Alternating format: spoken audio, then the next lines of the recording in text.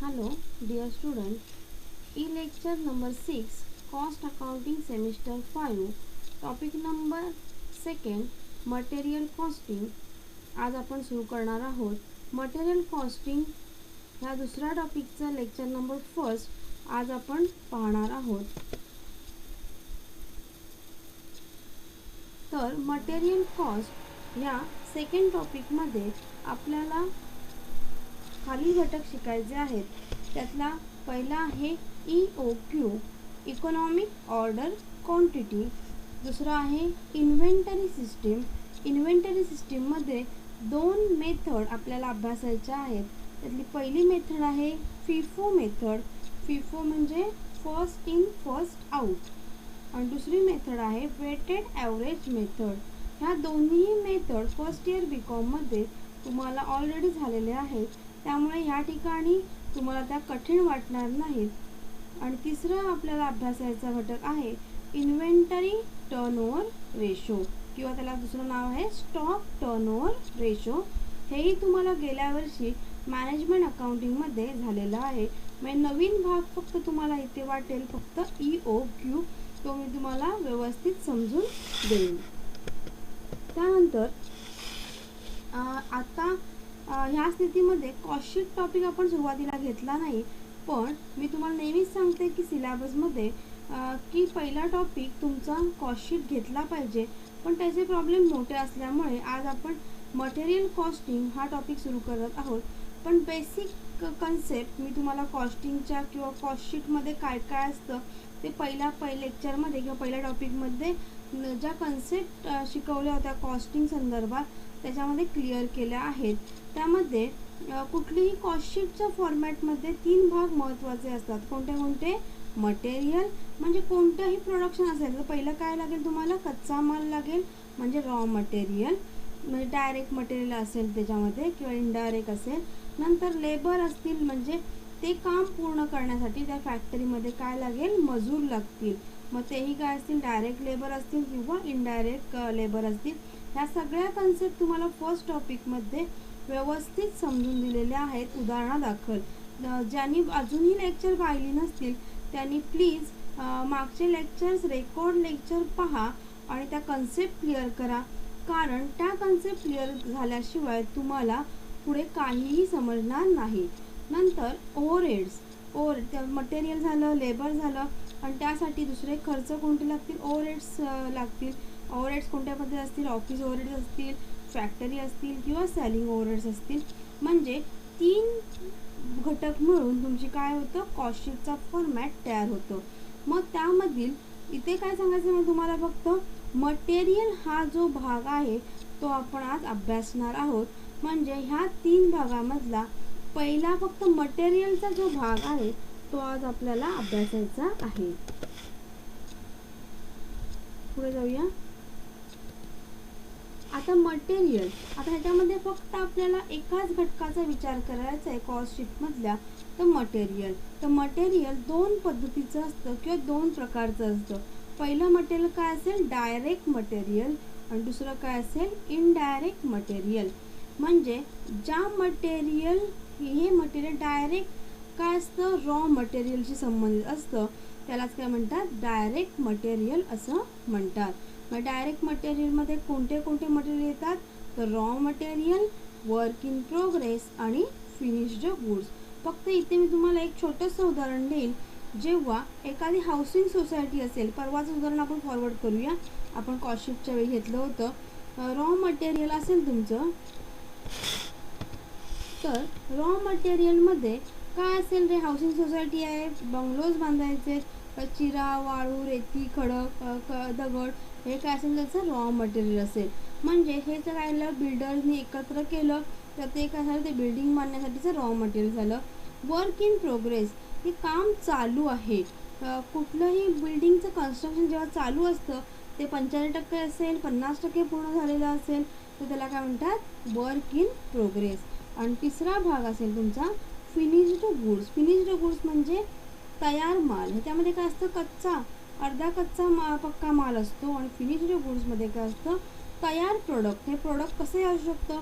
हे प्रोडक्ट एखादा पेन असू शकतो, एखादी बिल्डिंग असू शकते, एखादा पूल असू शकतो, एखादं हॉस्पिटल असू शकतं, कोणताही फिनिश्ड गुड्स. म्हणजे डायरेक्ट मटेरियल कोणत्या कोणत्या फॉर्ममध्ये आपल्याला दिसतं, raw material, work in progress आणि फिनिश्ड गुड्सच्या फॉर्मॅटमध्ये दिसतं. तर इनडायरेक्ट मटेरियल ज्याचा काय असतं, डायरेक्ट मटेरियलशी संबंध येत नाही, म्हणजे तुम्ही डायरेक्ट मटेरियल वापर नाही तर इनडायरेक्ट पद्धतीने मटेरियलचा त्याचा संबंध येतो. तर त्याच्यामध्ये इनडायरेक्ट मटेरियलमध्ये सगळे जे ओव्हरहेड्स आहेत ते काय होतात, इन्क्लूड होतात. ओव्हरहेड्स म्हणजे थोडक्यात एक्सपेन्सेस. त्यामध्ये कोणते 3 भाग येतील, फॅक्टरी ओव्हरहेड्स म्हणजे जे एक्सपेन्सेस डायरेक्ट ओव्हरहेड्स आहेत, जे फॅक्टरीशी किंवा त्या प्रोडक्टच्या मॅन्युफॅक्चरिंगसाठी उपयोगी आहेत, त्याला काय म्हणतात, factory overheads. Office and administrative overheads म्हणजे जे ऑफिसशी संबंधित आहेत, म्हणजे ऑफिस चालण्यासाठी किंवा प्रिंटिंग अँड स्टेशनरी असेल, एखादा काय असेल त्या बिल्डिंगचं रेंट असेल तर ते काय असेल तुमच्या ऑफिस अँड ॲडमिनिस्ट्रेटिव्ह ओव्हरहेड्समध्ये येईल. आणि सेलिंग अँड डिस्ट्रीब्युशन ओव्हरहेड्स म्हणजे एखादा तयार माल ट्रान्सपोर्टेशन करण्यासाठी केलेला खर्च, ॲडव्हर्टाइजमेंटसाठी केलेला खर्च हा कुठे येईल, सेलिंग अँड डिस्ट्रीब्युशन ओव्हरहेड्समध्ये येईल. परवाच्या लेक्चरमध्ये मी तुम्हाला पहिल्या टॉपिकच्या ह्या सगळ्या कन्सेप्ट क्लिअर केल्या आहेत, पुन्हा एकदा हायलाईट केल्या, तुमच्या नीट लक्षात आल्याच असतील. म्हणजे डायरेक्ट मटेरियल, आम्हाला तुम्हाला काय सांगायचं होतं, मटेरियलचे 2 मेन भाग असतात, कोणते, डायरेक्ट मटेरियल आणि इनडायरेक्ट मटेरियल. आता ह्या मटेरियलमधला डायरेक्ट मटेरियल हा भाग आपल्याला इथे अभ्यासायचा आहे. इनडायरेक्ट भाग हा पुढच्या टॉपिकमध्ये आहे. म्हणजे सगळे टॉपिक तुम्हाला येणार आहेत, मटेरियल येणार आहे, लेबर येणार आहे, नंतर ओव्हरहेड्स, हे पुढचे टॉपिक आहेतच. म्हणजे मटेरियल टॉपिक आत्ता आपण शिकतोय, नंतर लेबर ओव्हरहेड शिकायचं आहे, लेबर कॉस्टिंग शिकायचं आहे, नंतर ओव्हरहेड्स शिकायचं आहे, त्यानंतर पुढचे टॉपिक आहेतच आहेत. पण आत्ता आपल्याला फक्त काय बघायचं आहे, मटेरियलमधला डायरेक्ट मटेरियल हा भाग अभ्यासायचा आहे. तर डायरेक्ट मटेरियल किंवा मटेरियल कॉस्टिंग शिकण्यासाठी स्टॉक लेवल शिकणं खूप गरजेचं आहे. स्टॉक लेवल ही शॉर्ट नोट्स मला तुम्ही दिलेली आहे, दिली नसेल तर तुम्हाला इथे ती क्लिअर होईल. स्टॉक लेवल किंवा स्टॉक किती असावा, कुठल्याही फॅक्टरीमध्ये किंवा कोणत्याही कंपनीमध्ये स्टॉक कशा प्रकारे मेंटेन केला जातो, म्हणजे ते रॉ मटेरियल असेल किंवा तुमचा रॉ मटेरियल किती असावा आणि त्याचा वापर कसा केला जातो, त्याला काय म्हणतात, स्टॉक लेवल. स्टॉक लेवलमध्ये पहिली लेवल कोणती आहे बघा, मॅक्झिमम लेवल, दुसरी आहे मिनिमम लेवल, तिसरी लेवल आहे ॲव्हरेज इन्व्हेंटरी लेवल, चौथी आहे रीऑर्डर लेवल, पाचवी आहे डेंजर लेवल आणि 6वी आहे बफर स्टॉक. त्यामध्ये मॅक्झिमम लेवल म्हणजे काय, मॅक्झिमम म्हणजे जास्तीत जास्त असणारी level, maximum figure of inventory म्हणजे जास्तीत जास्त असणारा स्टॉक. जास्तीत जास्त स्टॉक किती असावा म्हणजेच काय, मॅक्झिमम लेवल. मिनिमम लेवल म्हणजे काय, लोएस्ट फिगर ऑफ इन्व्हेंटरी, ही कमीत कमी लेवल स्टॉकची किती असावी, बरोबर. आणि नंतर तिसरा काय आहे, ॲव्हरेज इन्व्हेंटरी लेवल. ॲव्हरेज म्हणजे काय, सरासरी. मग सरासरी इन्व्हेंटरी लेवल कशी कॅल्क्युलेट करतात बघा,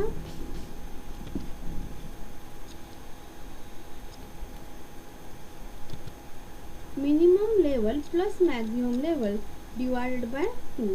तुम्ही जरा इकडे घ्या, minimum level plus maximum level plus divided by 2 म्हणजे 2नी त्याला भागिले केलं, हे मॅक्झिमम लेवल आणि मिनिमम लेवलची प्लस केली आणि त्याला भागिले 2 केलं तर तुम्हाला काय मिळेल, ॲव्हरेज इन्व्हेंटरी लेवल मिळू शकेल. सरासरी लेवल किती असावी. नंतर तिसरं आहे रीऑर्डर लेवल. रीऑर्डर म्हणजे काय, between minimum and maximum level. Maximum आणि मिनिमम यामधील जी लेवल असेल, मधील लेवल असेल त्याला काय म्हणतात, रीऑर्डर लेवल. आता दुसरी पुढची कोणती आहे, danger level. Normal issue of material are stop and only emergency issue are made, ह्यालाच काय म्हणतात, डेंजर लेवल. म्हणजे जेव्हा मिनिमम लेवलच्या पण तुमची लेवल कमी येईल त्यालाच काय म्हणतात तुम्ही, डेंजर लेवल असं. थोडक्यात डेंजर लेवल म्हणजे काय, कुछ तो गडबड है किंवा खतरा आहे. नॉर्मल इश्यू जेव्हा होत नाही किंवा फॅक्टरीचे काम बंद पडण्याची वेळ येते तेव्हा त्याच लेवलला काय म्हणतात, त्या स्टॉकच्या लेवलला काय म्हणतात, डेंजर लेवल असं म्हणतात. आणि नंतर शेवटचा स्टॉकची लेवल आहे buffer stock. Some quantity held in reserve to meet a sudden order or any contingency. Buffer stock ज्याप्रमाणे आपल्या आईकडे बघा बफर स्टॉक असतो की कुठलीही इमर्जन्सी आली तर सगळा स्टॉक संपला तरी आईकडचे काय असतात, थोडेसे पैसे असतात ते संपत नाहीत, मग ते काय असतात, रिझर्व असतात. तसंच ह्या फॅक्टरीमध्ये स्टॉक म्हणजे काय असेल सांगा रे, रिझर्व केलेला स्टॉक. तो सडनली ऑर्डर किंवा कॉन्टिजेंटी, एखादी आकस्मिक घटना घडली किंवा आता गरजच आहे तर असले जो स्टॉकची लेवल असते त्याला काय म्हणतात, बफर स्टॉक असं म्हणतात. स्टॉक लेवल्स ही कन्सेप्ट तुम्हाला अजून क्लिअर होण्यासाठी आपण एक उदाहरण छोटंसं बघूया इथे. तर तुम्हाला ह्या स्टॉक लेवल्सवरून लगेच लक्षात येईल आता आपण जे काही शिकलो ते. हे लेवल्स आहेत ते नोट डाऊन करून घ्या व्यवस्थित. ही डायग्राम पण नोट डाऊन करून घ्या. स्टॉक लेवल्स कसे कसे आहेत बघा, तर मॅक्झिमम लेवल, नंतर मिनिमम लेवल. आणि मगाशी सांगितलं तुम्हाला मॅक्झिमम लेवल आणि मिनिमम लेवल ह्यामधील जी लेवल आहे ती कोणती, रिऑर्डर लेवल. बरोबर, मॅक्झिमम आणि मिनिमम यामधील बिटवीन दोघांमधील जी लेवल आहे ती रिऑर्डर लेवल. आणि मिनिमम लेवल नंतर म्हणजे मिनिमम पण तुम्हाला संपत आलं, जे तुम्हाला कमीत कमी स्टॉक असायला पाहिजे तोही संपत आला तर ही लेवल काय असेल तुमची, डेंजर लेवल असेल. बरोबर, म्हणजे आपण ह्या उदाहरणावरून लक्षात घेऊया आपण. मॅक्झिमम लेवल, जास्तीत जास्त स्टॉकची लेवल तुमची 500 आहे असं समजा. 500 क्वांटिटी तुमची किंवा 500 युनिट ही काय आहे तुमची मॅक्झिमम लेवल आहे. कारण मॅक्झिमम लेवल तुम्ही वाढू पण शकत नाही, पण जास्तीत जास्त वाढली तर काय होईल, वेस्टेज होईल, मिसयूज होईल, कोण कामगार काय होतील ते चोरी करू शकतात किंवा एखादा माल जास्तीचा खराब करू शकतात किंवा प्राईस आपण जास्त आता किमतीला घेतली, ती 12 रुपयाला किंमत ती घेतली तर नंतर ही लेवल त्याची काय ती प्राईस कमी होऊ शकते. त्यामुळे आधीच स्टॉक करून ठेवणं हे काय असतं, कंपनीच्या दृष्टीने तोट्याचं असतं. किंवा सप्लायरकडून ते जास्तीचं येत नाही किंवा कधी कधी वेळाने येतं. त्यामुळे किती मॅक्झिमम लेवल असावी जेणेकरून फॅक्टरीचं काम कधीही थांबणार नाही. तर किती आहे आपल्या ह्या उदाहरणामध्ये, मॅक्झिमम लेवल 500 आहे. तर आणि मिनिमम लेवल किती आहे, 100 आहे असं आपण मानलं तर मिनिमम लेवल म्हणजे तुमची लेवल स्टॉकची कमीत कमी किती असली पाहिजे, 100 असली पाहिजे आणि मॅक्झिमम किती असली पाहिजे, 500 असली पाहिजे. हे काय आहे तुमचं एक्झाम्पल आहे. तर रिऑर्डर लेवल ही काय असेल तुमची 250 असली पाहिजे. तुम्हाला छोटंसं उदाहरण देते घरातलं. घरामध्ये आपल्या तांदूळ असतात, डाळ असते, साखर असते, बरोबर, सगळ्यांकडे असते. तर आपली मॅक्झिमम तांदूळ हे किती आहेत, तर 500 kg आपल्याकडे आहेत. तर आई आपल्याला सांगते की जर ती कमी होत आली तर मिनिमम एकदम कमी होत आली आणि एकदम जर आपल्याकडे जर लोक आले किंवा पाहुणे आले तर काय होईल, ते आपल्याला अचानक काय होईल, आपल्याकडे काही नसेल. असं होत नाही खरं, म्हणजे डेंजर लेवलपर्यंत आपल्या घरची वस्तू जात नाही, पण गेली तर काय होईल रे, तर आपलं काय होईल, प्रोडक्शन म्हणजे आपलं जेवण थांबेल. म्हणजेच त्याच्यामध्ये काय करायला लागेल, ऑर्डर करावी लागेल. मॅक्झिमम आणि मिनिमम लेवलच्या मध्याला आपल्याला काय लागेल, नवीन ऑर्डर केली जाईल. ते आपल्या बाबांना काय सांगते आई, की तुम्ही जर बाजारात गेलात तर काय घ्या, हे तांदूळ घेऊन या. बरोबर ना, त्यालाच काय म्हणतात, रिऑर्डर लेवल. त्यालाच काय म्हणतात, रिऑर्डर लेवल. म्हणजे इमर्जन्सी क्रिएट करत नाही, जर तुम्ही बाजारात गेलात तर खरेदी करा किंवा घेऊन या, त्यालाच काय म्हणतात, रिऑर्डर लेवल. म्हणजे तुमचा स्टॉक मिनिमम लेवलपर्यंत येण्याची वाट न पाहता त्याच्याच मध्यावर काय केली जाते, रिऑर्डर दिली जाते. त्याच लेवलला काय म्हणतात, रिऑर्डर लेवल असं म्हणतात. का तर तुम्ही इथपर्यंत वाट बघितलीत आणि तुम्हाला नंतर तुम्ही ऑर्डर द्यायला गेला तर सप्लायर काय देणार, म्हणणार काय, तुम्ही आत्ता ऑर्डर दिली तर 2 ते 3 दिवसानंतर तुम्हाला काय मिळेल, 2 ते 3 दिवसानंतर. म्हणजे या ठिकाणी नवीन ऑर्डर मिळेपर्यंत एखादं प्रोडक्शन थांबू शकतं. तशी परिस्थिती उद्भवू नये म्हणून मॅक्झिमम आणि मिनिमम लेवलच्या मध्यावर नवीन ऑर्डर देऊन मिनिमम लेवलपर्यंत येईपर्यंत ती ऑर्डर येऊ शकते आणि सुव्यवस्थित काम होऊ शकतं. आणि मॅक्झिमम लेवल तुम्हाला कळली, रिऑर्डर कळली आणि मिनिमम लेवल कळली. आता डेंजर लेवल म्हणजे काय? 100 स्टॉक आहे आणि त्याच्याही खाली स्टॉक आला, म्हणजे तो 50 आला, 75 आला, तर काय होतं, कंपनीचं प्रोडक्शन थांबू शकतं. कारण काय स्टॉक किपर असतो, तो काय करतो, परचेस मॅनेजमेंटला सांगतो की तुम्ही ऑर्डर द्यायला पाहिजे की आपली लेवल 100 आहे, त्यापेक्षाही ती कमी उद्भवण्याचा परिस्थिती निर्माण होते, त्या अगोदर ऑर्डर देणं, ह्यालाच काय म्हणतात, म्हणजे डेंजर लेवल उद्भवू नये अशी परिस्थिती फॅक्टरीमध्ये निर्माण केली जाते. स्टॉक लेवल्स ही कन्सेप्ट तुम्हाला बऱ्यापैकी कळली असेल. व्यवस्थित नोट डाऊन करून घ्या. तुमच्या पुस्तकामध्ये ते व्यवस्थित अजूनही आहे, तरीही तुम्हाला मी समजून देण्याचा प्रयत्न केला आहे. पुढे आता मटेरियल कॉस्टमध्ये तुम्हाला मी मगाशी सांगितलं, तुम्हाला महत्त्वाची कन्सेप्ट शिकायची आहे. तर EOQ, economic order quantity. Economic order क्वांटिटीचं सोपं रूप तुम्हाला सांगते. EOQ म्हणजे काय? क्वांटिटी अशी ऑर्डर करा जी इकॉनॉमिकली असेल, म्हणजे इकॉनॉमिकली म्हणजे परवडण्याजोगी असेल किंवा आर्थिकदृष्ट्या जी आपल्या सफिशियंट असेल, त्यालाच काय म्हणतात, EOQ, economic order quantity. Economic order क्वांटिटीवरती 10 मार्काला दरवर्षी पेपरला प्रॉब्लेम असतो. त्यामुळे EOQ हा सोपा टॉपिक आहे, समजायला सोपा आहे. 1-2 इक्वेशन लक्षात ठेवलीत की बऱ्यापैकी तुम्हाला व्यवस्थित सॉल्व करता येतो. दुसरं EOQचा अर्थ काय, मी काय सांगितलं, क्वांटिटी ऑर्डर फॉर इकॉनॉमिकली.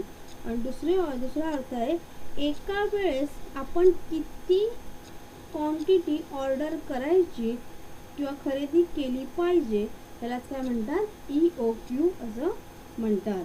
म्हणजे क्वांटिटी पण मेंटेन राहिली पाहिजे आणि क्वालिटीही आपल्याला बेटर मिळाली पाहिजे. ह्या सिच्युएशनला काय म्हणतात, EOQ असं म्हणतात. आता EOQ म्हणजे काय, हे जे मी तुम्हाला सांगितलं ते फक्त इंग्लिशमध्ये इथे दिले बघा. Purchase department in manufacturing concern is usually faced with the problem of deciding the order quantity. कोणत्याही परचेस डिपार्टमेंट काय डिसाईड करत असतं, ऑर्डर किती करायची किंवा किती आपण ऑर्डर केली पाहिजे एका वेळेसला. कारण कुठलीही ऑर्डर ही कंपनीची काय असेल, लॉटमध्ये असेल किंवा म्हणजे म्हणजे किलो असेल, टनमध्ये असेल, बरोबर. If the order size is big, then the storage cost is higher. On the other hand, if order size is small, then the ordering cost will be high. म्हणजे ज्याप्रमाणे तुमची स्टोरेज कॉस्ट वाढत जाईल, त्याप्रमाणे तुमची ऑर्डर साईज ही small असली पाहिजे. जर ऑर्डर साईज स्मॉल असेल तर तुमची स्टोरेज कॉस्ट काय होईल, तुमची कमी होईल. नंतर, in order to minimize ordering and carrying cost, it is necessary to determine the order quantity which minimize their two cost. The size of the order for which both ordering and carrying cost are minimum is known as the economic order quantity. म्हणजे economic order क्वांटिटीमध्ये ordering cost आणि carrying cost ही काय असते, necessary असते calculate करण्यासाठी. ह्या concept आपण पुढच्या स्लाइडमध्ये शिकणारच आहोत. म्हणजे तुम्ही इथे पूर्ण लक्षात ठेवा, EOQ कॅल्क्युलेट करण्यासाठी कॅरिंग कॉस्ट आणि ऑर्डरिंग कॉस्ट ही काय असते, 2 गोष्टी फार महत्त्वाच्या असतात. तर पुढे आहे फॅक्टर्स ऑफ EOQ. मी मगाशी सांगितल्याप्रमाणे आत्ताच आपण जस्ट बघितलं, तर 2 फॅक्टर्स आहेत. EOQचे 2 घटक कोणते, ऑर्डरिंग कॉस्ट आणि carrying cost. Methods of EOQ. EOQ calculate करण्याच्या 2 मेथड्स आहेत. त्यातली फर्स्ट फॉर्म्युला मेथड आणि दुसरी आहे टॅब्युलेशन मेथड. म्हणजे पहिली मॅथमॅटिकल किंवा त्याला म्हणतात फॉर्म्युला मेथड आणि दुसरी आहे टॅब्युलेशन मेथड. त्यातली आपण फर्स्ट बघणार आहोत आज method, formula of your economic order quantity. म्हणजे पहिली आपण फॉर्म्युला मेथड अभ्यासणार आहोत.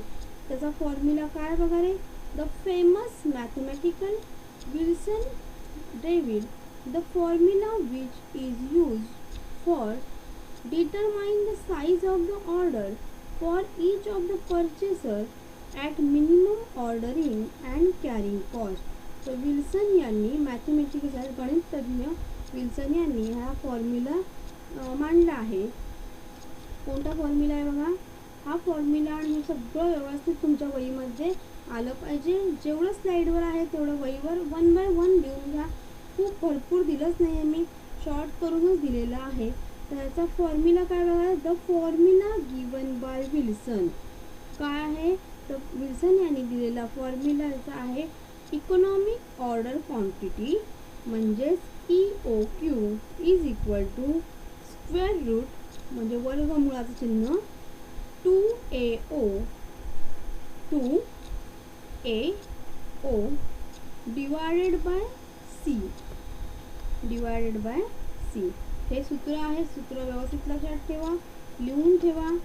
वेर ए म्हणजे काय, ॲन्युअल युजेस युनिट किंवा ॲन्युअल कन्झम्पशन ए म्हणजे. नंतर ओ म्हणजे ordering cost for per order, O म्हणजे ऑर्डरिंग कॉस्ट पर ऑर्डर.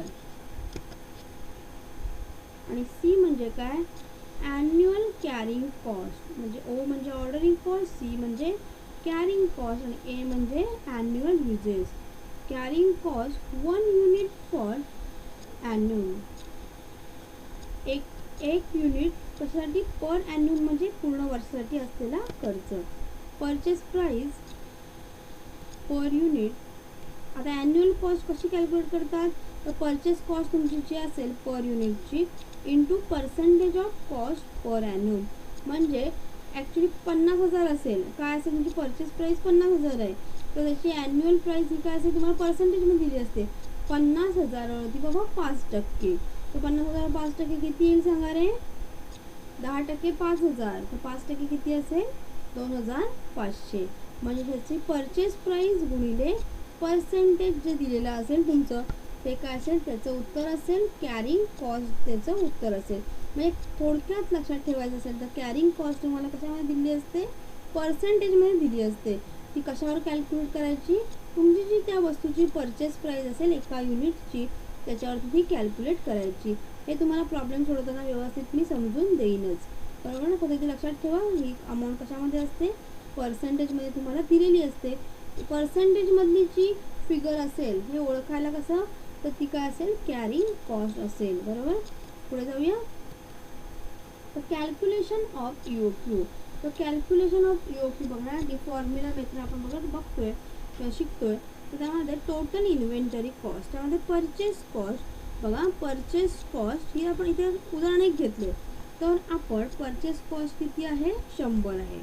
इथे काय आहे, परचेस कॉस्ट 100 आहे. त्याच्यामध्ये एक उदाहरण तुम्हाला सांगते की आपण आपल्या घरामध्ये तांदूळ खरेदी करतो. हे फक्त उदाहरण दाखवलं आहे. तांदूळ खरेदी आपल्या घरावरून आपण फॅक्टरीकडे जाऊया. घरातलं उदाहरण घेतलं तुम्हाला चटकन लक्षात येईल.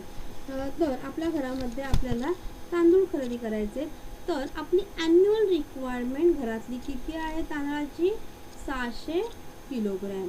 600 किलो आपल्याला तांदूळ लागतात, वर्षाप्रमाणे 600 किलो लागतात.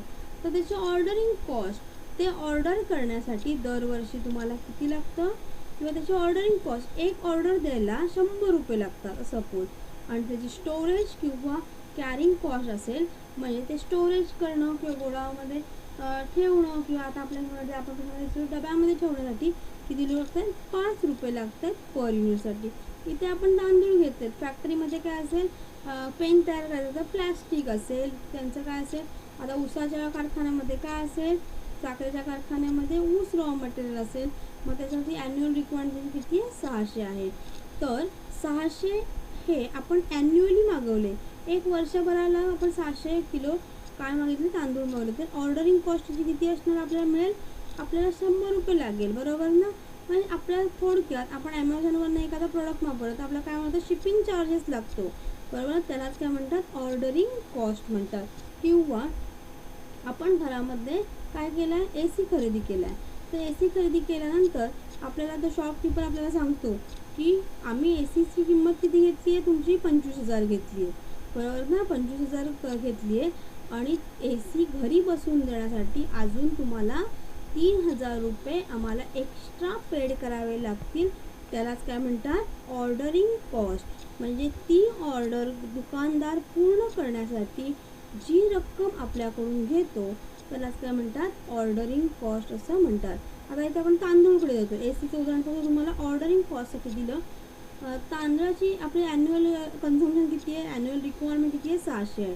तर ते आपण ॲट अ टाईम एकाच वेळी 600 मागवले, 600 किलो मागवले, तर आपल्याला किती रुपये द्यावे लागतील, 100 रुपये द्यावे लागतील. हे आपण 2 लॉटमध्ये मागवले, 300 मागवले, तर आपल्याला काय लागले, 100 300साठी मागवायला लागतील आणि पुन्हा 100 रुपये कशासाठी द्यावे लागतील, दुसऱ्या 300साठी द्यावे लागतील. म्हणजे आपली काय वाढली रे, ऑर्डरिंग कॉस्ट वाढली. म्हणजे आपण काय केली, ॲन्युअल रिक्वायरमेंट 300 म्हणजे कमी केली, तर ऑर्डरिंग कॉस्ट काय झाली तुमची, 100 झाली. आणि अजून 300 घेतल्यानंतर ही काय आली, अजून 100 झाली. त्यामुळे काय आली, आपली ऑर्डरिंग कॉस्ट 2 लॉटमध्ये घेतल्यामुळे ऑर्डरिंग कॉस्ट इन्क्रीज झाली. ओके. नंतर स्टोरेज कॉस्ट काय झाली, 5 पर युनिट.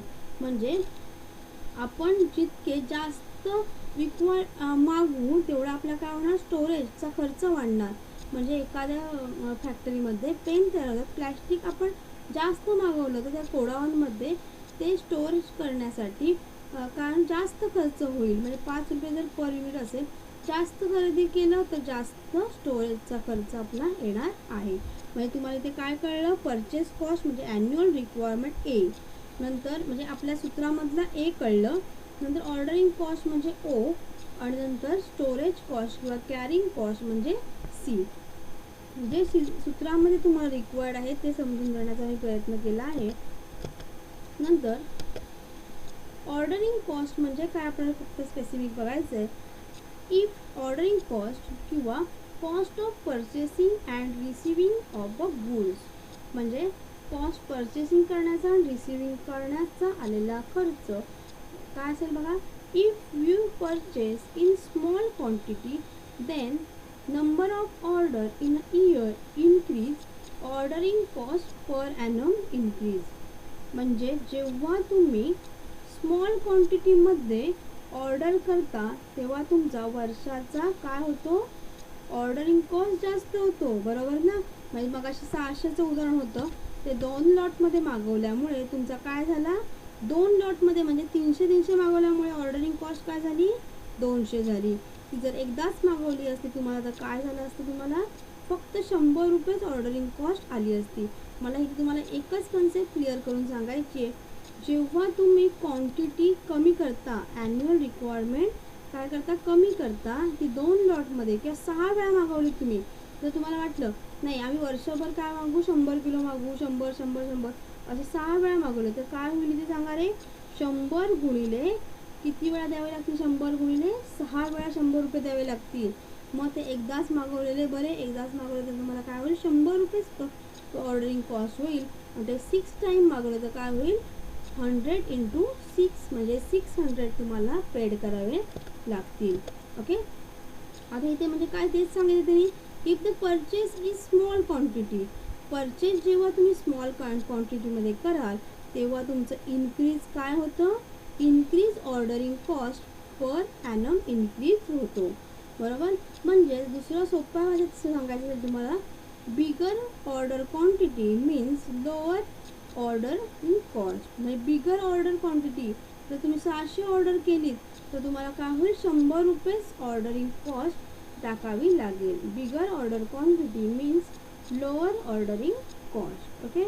नंतर फॉर एक्झाम्पल आपण इथे घेऊया, इन 1 इयर 1 टाईम 100 रुपीज. तर 10 टाईम तुम्ही मागवले तर काय होईल, तुम्हाला 10 × 100 म्हणजे एका टाईमचे तुमचे काय होतील, 100 रुपये द्यावे लागतील, बरोबर. असे 10 टायमाचे किती द्यावे लागतील, 1000 रुपये, बरोबर.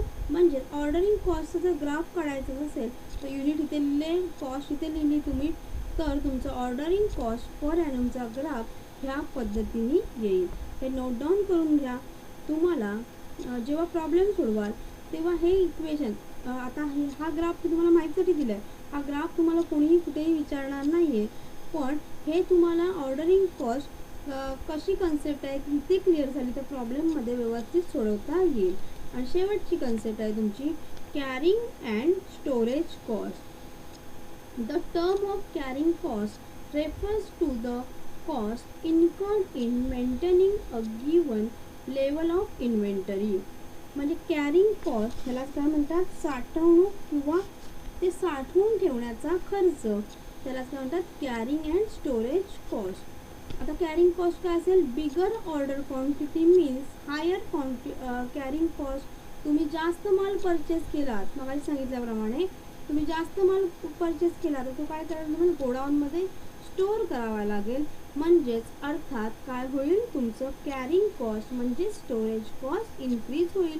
बरोबर, म्हणजे bigger order quantity is equal to higher carrying cost. Okay, मग for example for 1 per pen, तुम्ही एक पेन खरेदी केला, किती रुपयाचा, सपोज खूप भारीतला पेन आहे सपोज, समजा 120 रुपयाचा माझ्याकडे पेन आहे.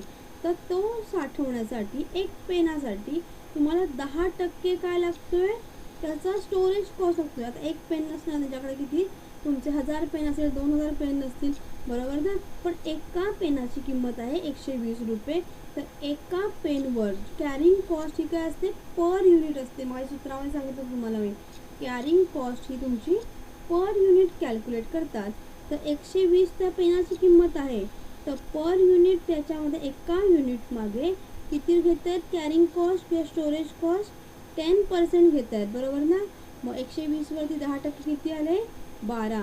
आणि 8 हा तुमचा, त्याच्यामध्ये तुमचे सुपरवायझर चार्जेस असेल किंवा गोडाऊन कीपर, गोडाऊनसाठी सुपरवायझर असेल किंवा त्यांचं बघण्यासाठी सिक्युरिटी गार्ड असेल, तर त्याचा खर्च किती आहे, 8 रुपये आहे.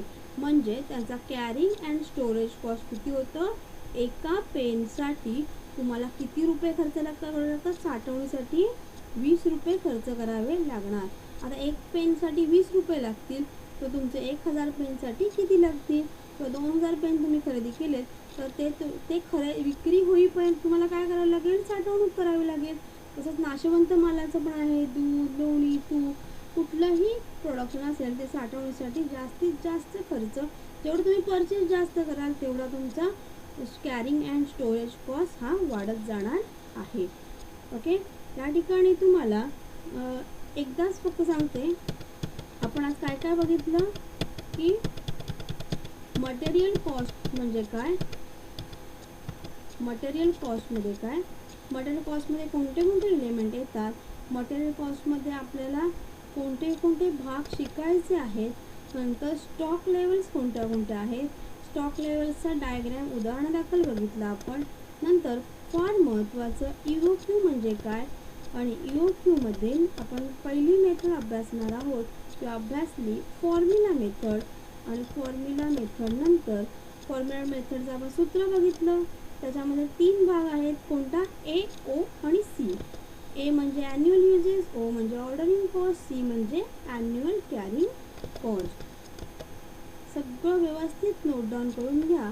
नंतर आपण ऑर्डरिंग कॉस्ट आणि कॅरिंग कॉस्ट ग्राफवरून व्यवस्थित लक्षात. आता मगाशी ग्राफ दाखवायचा राहिला होता बघा, तर इथे पण तुम्हाला ग्राफ दिला की तुमचा ऑर्डरिंग कॉस्टचा ग्राफ कसा होता, ह्या पद्धतीने होता, आणि आता कॅरिंग कॉस्टचा ग्राफ तुमचा ह्या पद्धतीने आहे. कारण ह्याच्यामध्ये काय असेल, बिगर ऑर्डर क्वांटिटी म्हणजे हायर. मगाशी काय होतं, बिगर मागवल्यानंतर मला काय म्हणत होतं, कमी किंमत द्यावी लागत होती. ह्याच्यामध्ये पूर्ण उलटा आहे, त्यामुळे ग्राफ हा काय आहे, त्याच्या विरुद्ध बाजूला आहे. बरोबर, बऱ्यापैकी तुम्हाला मी समजून देण्याचा प्रयत्न केला असेल. ह्यामध्ये काही अडचण असल्यास मला संपर्क करा किंवा तुमच्या कमेंट ग्रुपला सांगा, पर्सनली सांगा, कसंही चालेल, पण कमेंट करा. काही असेल तर शेअर करा, जेणेकरून तुम्हाला समजतंय का, मलाही समजेल. Okay, thank you.